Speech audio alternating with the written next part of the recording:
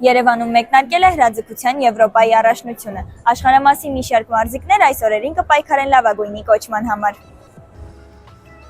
Կարեն Դեմիրճյանի անվան մարզահամերգային համալիրը փետրվարի 27-ից մարտի 5-ը վերածվել էր հրաձգության կենտրոնի։ Այստեղ անցկացվեց սպորտային հրաձգության Եվրոպայի առաջնությունը, որին մասնակցելու էին եկել շուրջ 400 մարզիկներ ու մարզիչներ աշխարհի ավելի քան 40 երկրներից։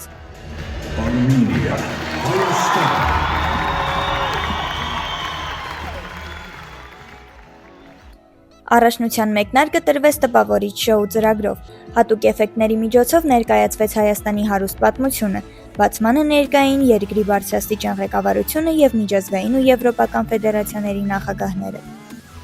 Մարզիկները պայքարում էին օդամղիչ ատրճանակ, օդամղիչ հրացան եւ շարժվող թիրախ մրցաձևերում, խաղարկելով ընդհանուր առմամբ 70 մեդալ։ Մեր հավաքականը ներկայացել էր 26 մարզիկով։ Հայաստանը մեդալային հաշվարկում զբաղեցրեց պատվավոր 4-րդ հորիզոնականը։ Մեր հրաձիգները նվաճեցին 13 մեդալ, 4 ոսկե, 8 արծաթե, 1 բրոնզե։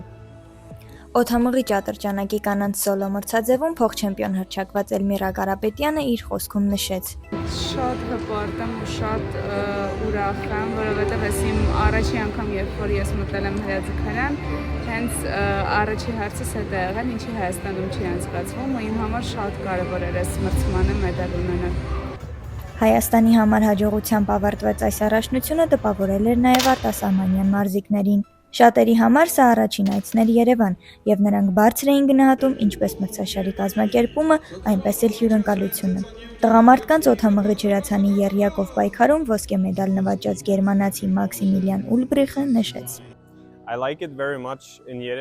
Ինձ շատ դուր եկավ Երևանը, Հայաստանը։ Առաջի անգամ եմ այստեղ, այդ պատճառով չգիտեի ինչ պատկերացնել, բայց ամբողջ մրցաշարը շատ լավ էր կազմակերպված։ Անհատական մրցաշարում հաղթելը հիանալի է, բայց թվում է եթե հաղթելը միասին այնտեղ կանգնելը, լսելը եւ երգելը գերմանական օրհներգը երկու այլ անձանց հետ շատ յուրահատուկ զգացում է։ Ես օրհնված եմ եւ շատ ուրախ։ Եվրոպայի առաջնությունը դարձավ ոչ միայն մարզական պայքարի, այլև միջազգային համագործակցության կարևոր հարթակ, եւս մեկ անգամ ներկայացնելով Հայաստանը սպորտային մեծ քարտեզի վրա։